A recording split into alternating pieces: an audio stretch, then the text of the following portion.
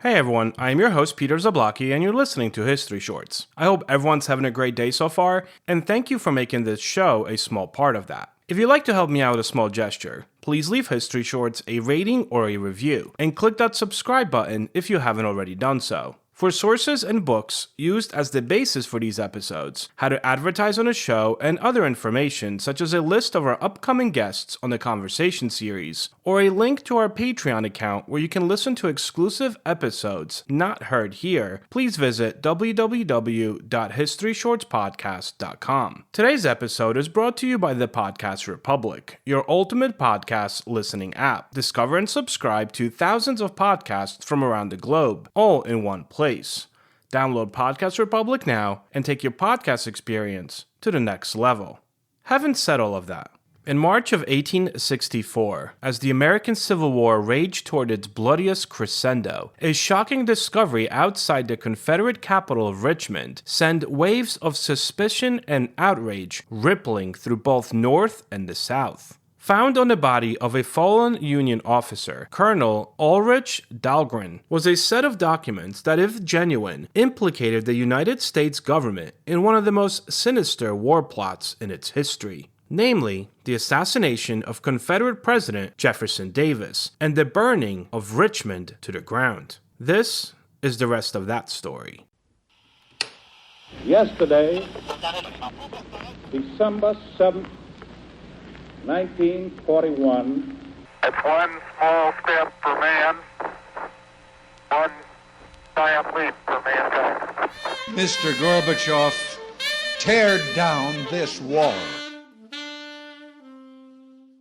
The documents known as the Dahlgren Papers would ignite a firestorm of accusations, propaganda, and historical debate. Were they authentic orders from the Union High Command?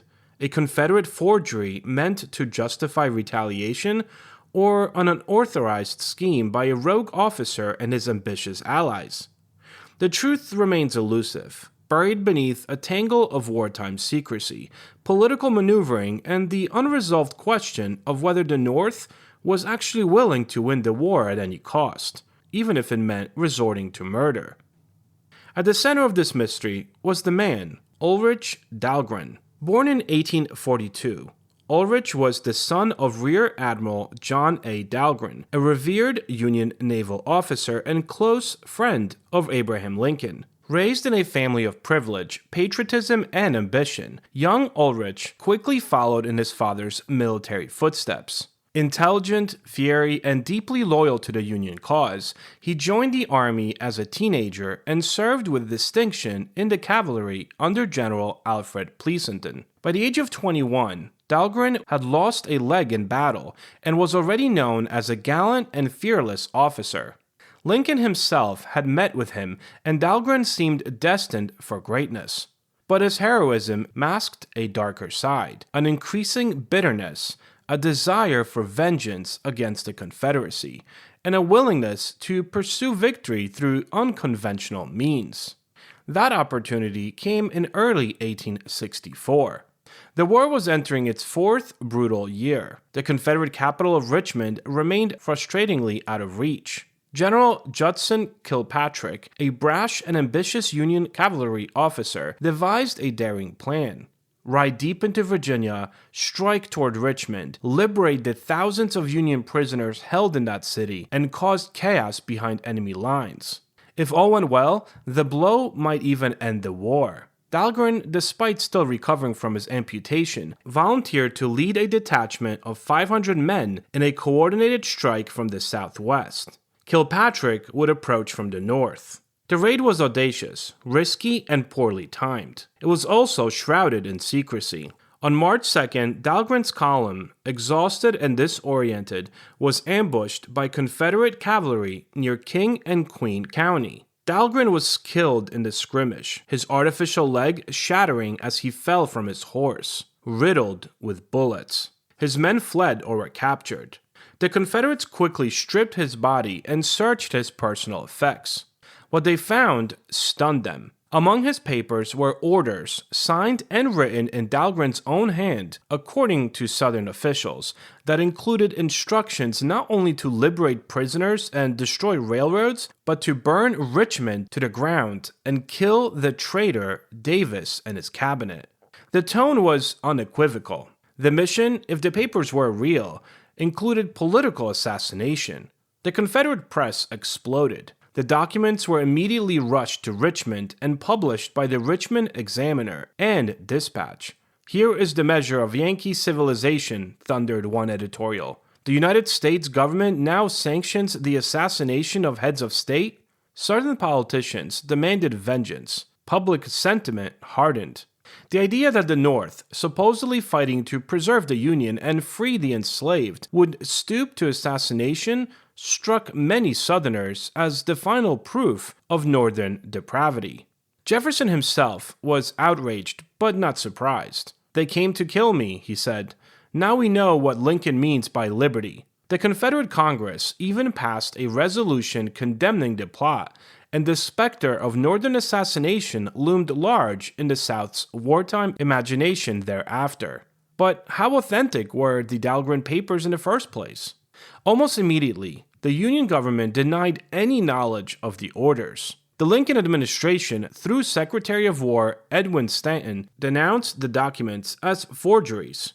General Meade, commanding the Army of the Potomac, called them a base invention.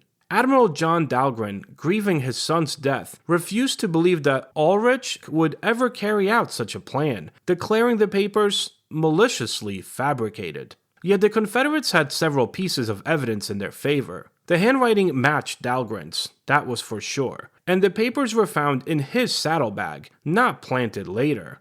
Several Southern officers and civilians witnessed their discovery, and most damningly, Ulric Dahlgren had a known hatred for the Confederacy's leadership. In previous letters, he had advocated harsh treatment for Southern leaders and civilians. Still, many in the North suspected some foul play. Was it possible that Confederate authorities had forged the documents as a propaganda tool? Could they have doctored real orders to make them more inflammatory? The Confederate War Department had a propaganda arm, and Richmond had every reason to manipulate the narrative. A deeper question haunted the North. Even if the orders were real, who had actually authorized them? General Kilpatrick, who had designed the raid, distanced himself from the controversy. He insisted that no such orders were ever given and suggested that Dahlgren may have acted on his own. Yet others believed Kilpatrick, always eager for glory, might have sanctioned the killing to cripple the Confederate government in a single stroke. Still, others pointed fingers at Edwin Stanton and even Lincoln himself, citing their intense frustration with the war's slow progress. It was an era before intelligence oversight. Covert operations, if ever authorized, were easily denied. Then, the Dahlgren Papers, get this, disappeared. Shortly after the war, during the chaotic final days of the Confederacy, the original documents vanished from the Confederate archives. Some suspected they were deliberately destroyed, others believed they were smuggled north or hidden. Only copies, printed in Southern newspapers and preserved in scrapbooks, remain. In 1893, nearly 30 years later, Admiral John Dahlgren's widow launched a campaign to clear her stepson's name. She appealed to Congress and demanded the War Department investigate. The resulting inquiry, however, found no conclusive evidence of forgery, nor any definite link to the War Department. The case went cold again, but its shadow never quite disappeared. The implications of the Dahlgren Papers extended far beyond one officer's death. In the South, they became a symbol of Northern hypocrisy, used to justify everything from scorched earth relation to, some say, the assassination of Abraham Lincoln himself. Indeed, after Lincoln was shot in April of 1865 by John Wilkes Booth, some Southern sympathizers claimed it was poetic justice. Booth's own words echoed this. "What was the death of Davis to this?" he reportedly asked after killing the president, implying that Lincoln's fate mirrored the plot alleged against Davis. To Booth and others, Lincoln's assassination was not just revenge, it was retribution. This connection remains speculative but chilling. Could the Dahlgren Papers have indirectly inspired the most consequential assassination in American history? Well, historians remain divided. Some, like historian James O. Hull, argue that the orders were real and reflected the desperation of the Union war effort. Others believe that Dahlgren, young and impulsive, may have written them on his own, hoping to gain fame. Still others insist the entire affair was a forgery, a brilliant Confederate propaganda in a war fought as much with newspapers as with muskets.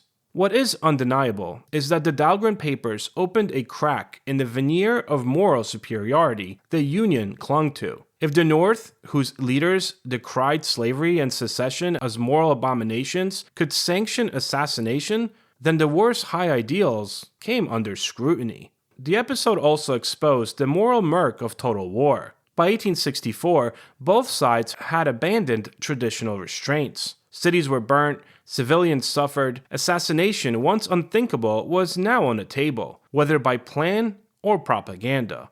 In that sense, the Dahlgren Papers were not an aberration, but a reflection of the war's evolution into a brutal, existential struggle where victory justified almost anything. In the decades that followed, the story faded into footnotes. Dahlgren was buried with honors, and the papers were mostly forgotten outside of academic circles. Yet, the questions linger. Who wrote them? Who approved them? And what would have happened if the plan had succeeded? Anyway, thanks for listening.